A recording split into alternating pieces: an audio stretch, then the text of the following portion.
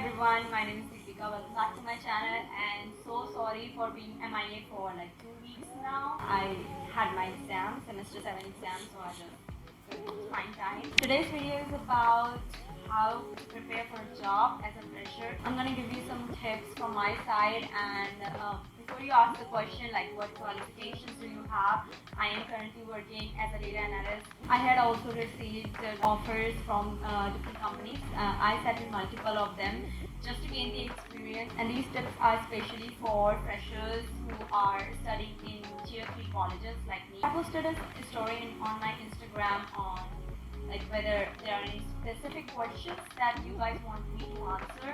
So I did get a few good questions which I will answer.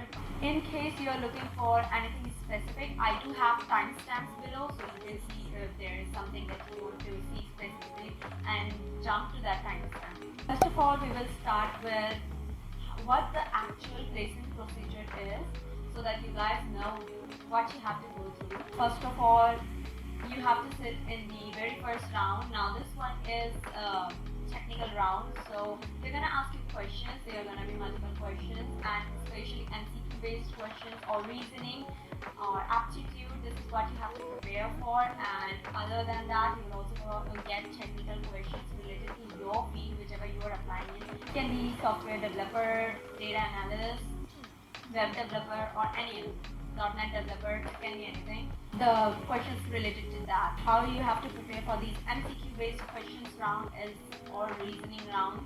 Always try to apply to a position that you are actually interested in. Otherwise the technical questions are going to be just out of whatever you have studied.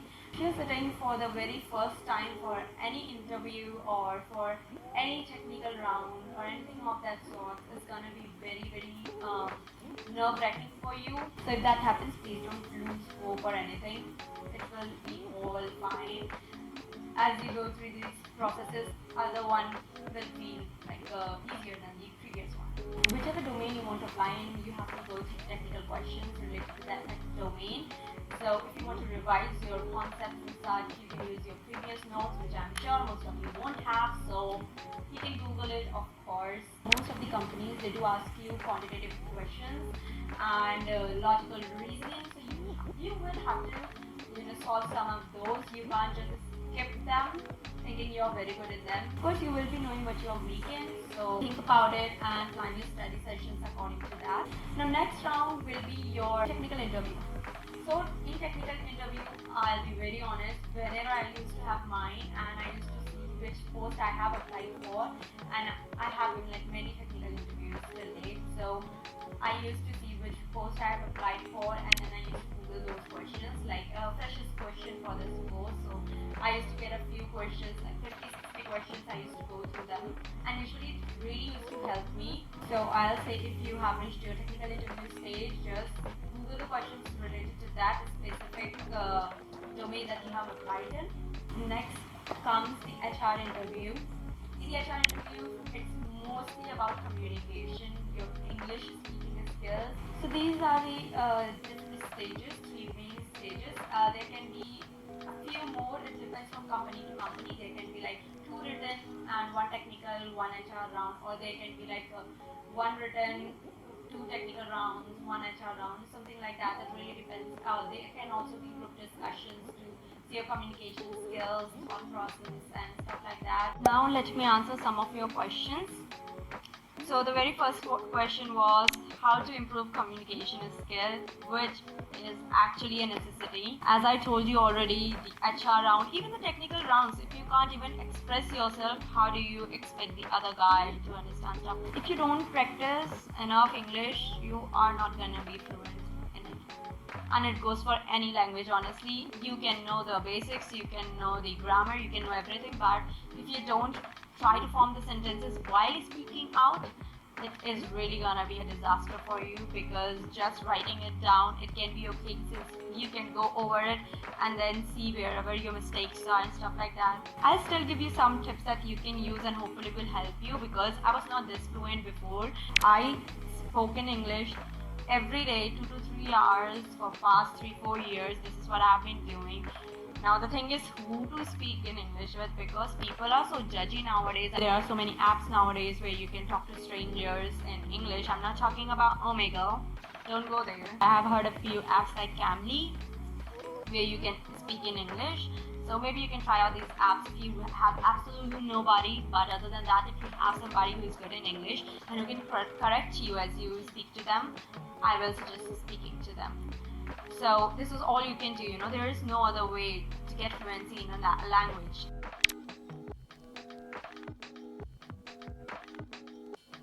Now the next question is how to know is the best job for me. This is a very important question and you will have to answer it for yourself. There are few steps that you can go through to know if you really want to be in that particular domain or not. Number one, I'll tell, is dabble in different areas. Go through different online courses of different fields. Like you can try an online course on cloud computing, then you can try another course in data science, maybe in machine learning, software development, stuff like that. Because nowadays everything is available online. Personally, I had done a course in advanced Java. So this is how I knew Java is not my forte. I did not want to pursue it. Another thing that you can try is make projects. You have to make projects no matter if you want to try different domains or if you are in your domain that you are going to stick to. You still have to have a few projects you have worked on that are not entirely copied. Note my words, even if you are taking help from some GitHub repository or such things, please make sure that you do understand whatever is happening in the entire code. Don't just blindly copy paste it, because it will really be helpful during the interview sessions, because they do ask you what you have worked on, so you can tell them easily this is what you have worked on. They can ask you the process and stuff, so you can answer them. If you have just copied it, it's gonna be a disaster at that time, because you will sound like you have copied somebody and you will sound dumb enough. So don't do that. Third thing is you can talk to the seniors in that specific domain. You must all be having some seniors, somebody from family or friends who are in that particular domain. Also, if you don't have anybody that in the specific domain, you can try searching them up on LinkedIn and then communicate to somebody there and ask them, so that you can get the inside knowledge of whatever is going on in that specific domain. Now the fourth thing that is a factor to decide if that particular job is for you or not, after you have been offered a job, is you have to go through these things. First of all is the bond. What is the bond time period? How much will you have to reimburse if you are to get out of the bond? Because sometimes they give you a bond for 2 years, 3 years, and you cannot break the bond, or you will have to pay them a specific amount. This is how you can get out of the company. Now they cannot keep you there against your wishes, but you do have to see what kind of papers you are signing for it, and if that is really what you want to do, how the company is, how the company policies are. Because see, when you're going into a company, you never know what kind of people you're gonna find there. It might not be the best environment for you, and then you want to get out of it. What can you do after you have already filled a bond? That's why I will say this is another factor that you have to pay attention to. Now another thing that I want to suggest is please go through all the code of conduct and every other document they give you. Don't blindly sign anything. Go through it all, see if it suits you or not. Sometimes the contract is just too one-sided. It's all for the company, nothing for you. So you have to pay attention what kind of things you are getting into. Okay. Another thing is CTC. How much you're getting, how much you're getting paid, how much you will get in your hands. This is very important. Please don't try to just grab the first job you're getting just because you are uncertain if you will get another chance or not. You must be knowing what your worth is. You must be expecting some lower limit, that this is what I'll work for. So this is another thing that you should really pay attention to, the CTC and how much you're getting in hand and what kind of location you're working in. Because if the location is some big city and you're getting really less amount, you'll have to pay from your own pocket instead of being self-dependent. Now I would like to give you a few general suggestions regarding placements and the procedure, in the sense like what you need to get your base stronger, concepts cleared. So first of all, I'll say start competitive programming. This is very important, and do not be scared. You really need to start competitive programming. I started it a bit too late, but it's never too late, honestly. I started it in my third year, and I could see how much it helped me during my placement procedures, because during the technical round, not only MCQs, but you have to solve a few problems, programming problems, and that is where these competitive programming will really help you, because these are the similar kind of questions that come regarding data structures. So this is something that will get cleared up when you go through competitive programming. Now, a few websites I suggest for competitive programming is CodeChef, HackerRank, CodeForces. Personally, I have used CodeChef, and I will give you a demo of how you can start from the easiest exercises there just to program, even if you don't want to take part in any competition. Next, you really need to clear out your concepts of data structures. And what do you need in the data structures are arrays, queues, linked list, stacks, and trees. These 5 things are a must. You can also go through graphs. These kind of questions, especially arrays, linked lists, stacks, and queues, are something that are very frequently asked, and you will be needing them no matter what. If you are sitting down for any kind of coding, you will be needing them. Other than that, you will also need to clear up your concept of time complexity and space complexity. If you have watched a few interview questions videos in YouTube, then you might have noticed that they usually start with brute force approach to the questions, and next they ask you what the time complexity and space complexity is, and then they try to work on those two concepts and try to get the optimal time and space complexity. So I'll say clear up those things too. Next, very important, of course, be updated on the job openings. If you don't even know about them, how are you going to apply? So I will suggest one YouTube channel that I have been recommended by a senior of mine, and they actually really keep you updated about all kinds of job posting from really good companies. So I will put them down in the description, and this is the YouTube channel on the screen.